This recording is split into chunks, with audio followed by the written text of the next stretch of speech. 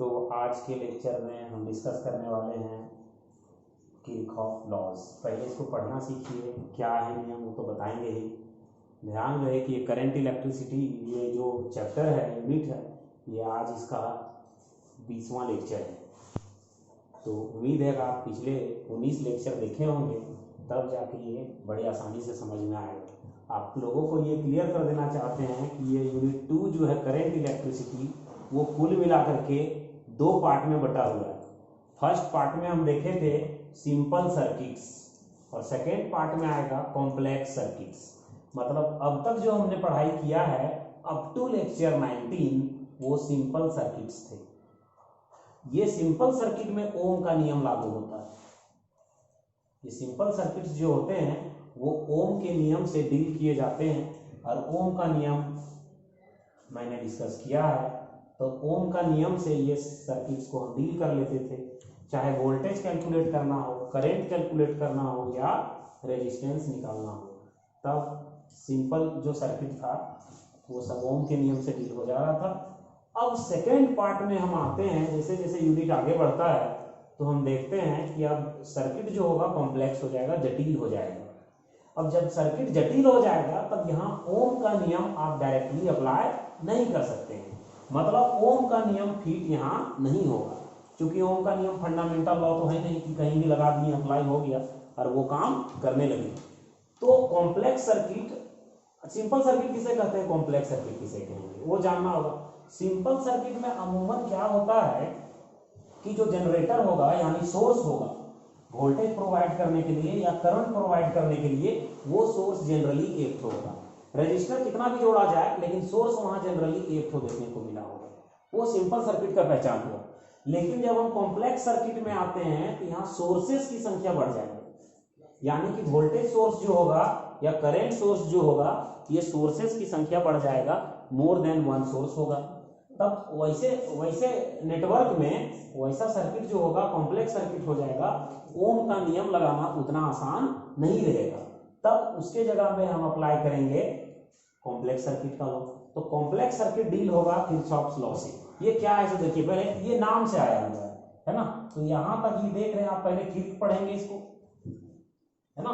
पहले यहां तक किर्क पढ़ेंगे, यहाँ हॉफ पढ़ेंगे इसको। तो कुल मिलाकर ये नाम शॉर्ट में जब पढ़ेंगे आराम से तो इसका नाम हो जाएगा किर्चॉफ्स लॉज। लेकिन चूंकि जल्दीबाजी में पढ़ते हैं लोग तो इसे किरचॉफ लॉ बोल के निकल जाता है, लेकिन वास्तव में पढ़ना क्या चाहिए, ये किर्चॉफ्स लॉ है। किर्चॉफ नाम है, जर्मनी के एक साइंटिस्ट थे गस्टव किर्चॉफ। उन्होंने यहाँ 2 प्रकार के नियम दिए। 2 नियम नहीं, गौर करना, मैंने क्या कहा, 2 प्रकार के नियम। 2 प्रकार के नियम, ये ऑलमोस्ट ईयर का बात तो है नहीं है हिस्ट्री का, फिर भी मान के चलिए कि ओम जब नियम आया था, ओम और ये किरचॉफ दोनों एक ही देश के थे, जर्मनी के। ओम का नियम ऑलमोस्ट 1827-28 में आ गया था। 13-14 साल के बाद ये किरचॉफ का लॉज आया। क्योंकि जब टेक्नोलॉजी का एडवांसमेंट हुआ, सर्किट जटिल होता गया, जरूरत बढ़ता गया, सर्किट्स जब जटिल हो गए, कॉम्प्लेक्स होते गए, ओम का नियम फिट नहीं होने लगा, करंट वोल्टेज कैलकुलेट करना मुश्किल हो गया। तब किरचॉफ ने 2 प्रकार के नियम दिए। वो 2 प्रकार के नियम कौन कौन से है सो अभी अध्ययन करेंगे। देखिए आप, तो किरचॉफ के नियम में तो पहला जो है वो किरचॉफ का नियम जो यहाँ होगा वो 2 प्रकार के होगा। तो जानने के पहले, किरचॉफ के लॉ जानने के पहले हमको वो चीज जानना होगा। तो उसमें सबसे पहले जानना होगा कि नोड किसे कहते हैं, नोड किसे कहते हैं, या पॉइंट किसे कहते हैं, या जंक्शन किसे कहते हैं। ये चीजें हो गया, जंक्शन, नोड, पॉइंट, ब्रांच, उसके बाद मेश। ये सब टर्म्स जो है वो आपको पहले क्लियर कर लेना होगा, ठीक। तो आपको पता होगा कि पॉइंट तो आप जान रहे हैं, है ना, पॉइंट जान रहे हैं। नोड या जंक्शन किसे कहते हैं सो देखिएगा। जंक्शन जनरली किसे कहते हैं, आप रेलवे स्टेशन के नाम सुने होंगे, ये जंक्शन वो जंक्शन।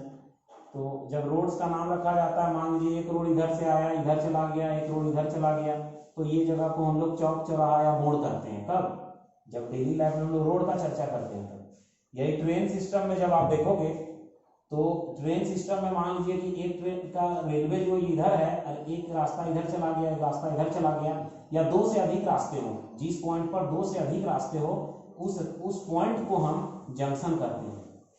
ठीक, तो जंक्शन किसे कहते हैं हम? जिस वह जगह वह पॉइंट, उस बिंदु को हम जंक्शन कहते हैं जिस बिंदु से दो से अधिक रास्ते दिखाई दें आपको, तो वो जगह जंक्शन कहलाता है, या उसको आप नोड करते हैं। मान लीजिए कि एक वायर इधर से आया, एक वायर इधर से आया, तो यहाँ देख रहे हैं आप चार रास्ते कनेक्ट हो रहे हैं, तो इसे आप पॉइंट कह सकते हैं, इसे आप नोड भी कह सकते हैं, इसे आप जंक्शन भी कह सकते हैं। अब बात आता है ब्रांच किसे कहते हैं। ब्रांच किसे कहते हैं? दो जंक्शन के बीच, मान लीजिए एक जंक्शन ये है, एक जंक्शन ये है, ये दोनों जंक्शन के बीच एक मान लीजिए कि एक सीधा लाइन है, या जो जैसा भी लाइन हो, यहाँ से यहाँ तक यदि सेम करंट फ्लो हो रहा है, दो जंक्शन के बीच, दो नोड के बीच यदि सेम करंट फ्लो हो रहा है, तो विद्यार्थियों ये लाइन को आप क्या कहोगे? ब्रांच कहोगे। मतलब ब्रांच किसे कहा जाएगा? दो सक्सेसिव नोड्स या दो सक्सेसिव जंक्शंस के बीच के लाइन को, पाथ को हम कहेंगे ब्रांच। कब? जब वहां करंट सेम, यहां से यहां तक सेम करंट फ्लो हो, तब वो हो गया ब्रांच। ठीक, उसके बाद आता है मेश। मेश को क्लोज्ड सर्किट भी कहा जाता है। मेश को क्लोज्ड सर्किट भी कहिए आप, या इसे लूप भी कहा जाता है। लूप, ये तीनों एक बात हो गया, मेश, क्लोज्ड सर्किट या लूप। तो क्लोज सर्किट से बिल्कुल क्लियर है कि कोई सर्किट क्लोज होना चाहिए, चाहे उसका शेप कैसा भी बने। मतलब यहाँ इलेक्ट्रिकल कंपोनेंट जुड़ा हुआ है, यहाँ जुड़ा हुआ है, यहाँ जुड़ा हुआ है, जितना भी इलेक्ट्रिकल कंपोनेंट जुड़ा रहे वो तो है ही, लेकिन ये सर्किट क्लोज होना चाहिए। तब इसे हम क्या कहेंगे? मेश कहेंगे, या क्लोज सर्किट कहेंगे, या लूप कहेंगे। अब जनरली मेश उसे नहीं कहते देंगे आप जिसमें केवल एक सोर्स है ना, कॉम्प्लेक्स होना चाहिए थोड़ा। मेश मतलब क्या होता है? अनुबंध, उलझा हुआ, बंधा हुआ चीज जो अरेंज रहे। तब आते हैं दो प्रकार के जो नियम हैं उस पे। तो गस्टाव किरचॉफ ने 1842 ईस्वी में दो प्रकार के नियम दिए, और ये नियम क्यों दिया?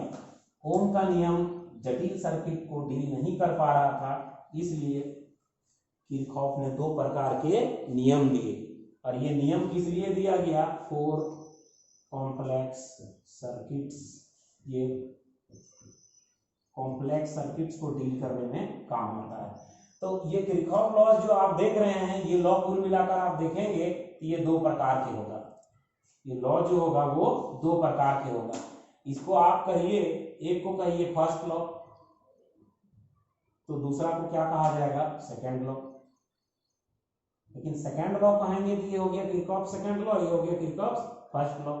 नहीं तो फर्स्ट लॉ को करंट रूल भी कहते हैं, रूल भी कहिए लॉ को, तो ये हो गया रूल कहिए या लॉ कहिए, ये हो गया किरचॉफ्स करंट रूल या करंट लॉ भी कहते हैं, या इसे पॉइंट रूल भी कहते हैं। क्यों कहते हैं ये अभी हम बताएंगे जब सिंगल डिस्कस करेंगे। तो इसे पॉइंट रूल भी कहते हैं, या विद्यार्थियों जंक्शन रूल भी कहते हैं, या इसको जंक्शन रूल भी कहते हैं। एक एक करके देखेंगे अभी। दूसरा से यदि यहां से करंट डील किया जाता है, ध्यान रहे, इसलिए इसको करंट रूल कहते हैं। और दूसरा से वोल्टेज डील करते हैं या ईएमएफ निकालते हैं, ये दोनों में कुछ भी। तो सेकेंड लॉ जो होगा उसको हम केवीएल कहेंगे, केवीएल यानी किरचॉफ्स वोल्टेज लॉ। विदित है कि ये वोल्टेज कैलकुलेट होगा, इसलिए वोल्टेज लॉ भी कहते हैं। या फिर ये क्लोज सर्किट में, ये ओपन सर्किट में लागू होगा और क्लोज में भी लागू हो सकता है, लेकिन जनरली ओपन में लागू होता है और ये क्लोज में ही लागू होगा, इसलिए इसको विद्यार्थियों लूप रूल कहते हैं। लूप किसे कहा जाता है? क्लोज सर्किट को, या मेश रूल। मेश किसे कहते हैं बताया अभी मैंने, या फिर इसे मेश रूल भी कहते हैं। अब क्यों कहते हैं वो तो एक एक करके पढ़ने का चीज है, पढ़ेंगे एक एक करके हम देखेंगे। तो ये था इंट्रोडक्शन पार्ट, किरचॉफ लॉज होता क्या है, नहीं होता है। अब दोनों देखने का बात है। ये जो पॉइंट रूल है, पहला नियम जो है ये law of conservation of charge पर आधारित है। Law of conservation of electric charge पे आधारित है। Law of conservation of electric charge पे आधारित है। दूसरा जो है law of conservation of energy पर आधारित है। ये जो बात बताए हैं ना, ये मान के चलिए एग्जाम में आपको 2 मार्क्स दिला सकता है, ऑब्जेक्टिव में आता रहता है ना, कि कौन सा नियम किस कंजर्वेशन लॉ को पालन करता है।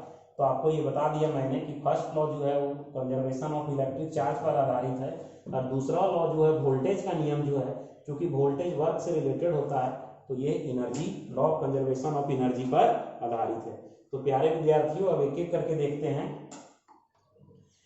तो आपको यही चीज है कि किरचॉफ लॉ का इंट्रोडक्शन पार्ट हो गया कि इसका ऑल अबाउट आपको जानना था, क्या है, कैसे होता है, क्यों है, किस पे लागू होता है ना। फिर एक एक करके तो पढ़ने का चीज ही है बहुत डिटेल से। यदि आप फिजिक्स में आपको किरचॉफ लॉज और वेक्टर पे कमांड नहीं है तो मान लीजिए आपको फिजिक्स में कुछ नहीं आता है। तो कुल मिलाकर के कहिए ये पढ़ा हुआ रहेगा आपको। तो जो एसी अल्टरनेटिंग करंट चैप्टर या इन फ्यूचर जब आप पढ़ेंगे करंट, तो कुल मिलाकर ऐसे समझिए कि जितना भी चीज आप पढ़े हैं सबसे ज्यादा मायने यही रखता है। तो बच्चों यही था आपका किरचॉफ लॉज। ये नियम ऐसे नहीं डर जाना है कि ओम का नियम एकदम बेकार हो गया। ओम का नियम बेकार नहीं है, ओम का नियम यहाँ बहुत हद तक काम करेगा। ये किरचॉफ ने क्या किया, ओम के नियम को ही एक्सपेंड कर दिया, थोड़ा सा मॉडिफाई किया ताकि जटिल सर्किट में वो अप्लाई हो सके। करेंट हो या वोल्टेज हो या किसी सेल का या बैटरी का ईएमएफ कैलकुलेट करना हो तो हम कैलकुलेट कर पाए। तो यही था इंट्रोडक्शन पार्ट। अब हम जान गए कि दो प्रकार के नियम होते हैं, है ना, दो प्रकार के नियम होते हैं। एक में से करंट डील करेंगे और दूसरा में से क्या करेंगे, वोल्टेज। अब इतने जो नाम आप देख पा रहे हैं, जब हम एक एक करके डिस्कस करेंगे तो आप देखेंगे कि अपने आप स्वतः समझ में आ जाएगा कि ये नाम क्यों दिया गया है। हालांकि फिजिक्स में नाम के अनुसार ही काम होता है या काम के अनुसार ही नाम दिया जाता है। कोई भी नाम मजाक से नहीं रखा गया है, कहीं ना कहीं मीनिंगफुल मीनिंग निकलता है, इसलिए ऐसे नाम दिए गए हैं। तो आज के वीडियो में इतना ही। नेक्स्ट लेक्चर में हम देखेंगे ये फर्स्ट लॉ बहुत डिटेल से। आपको इतना देर तक वीडियो में बने रहने के लिए विशेष धन्यवाद।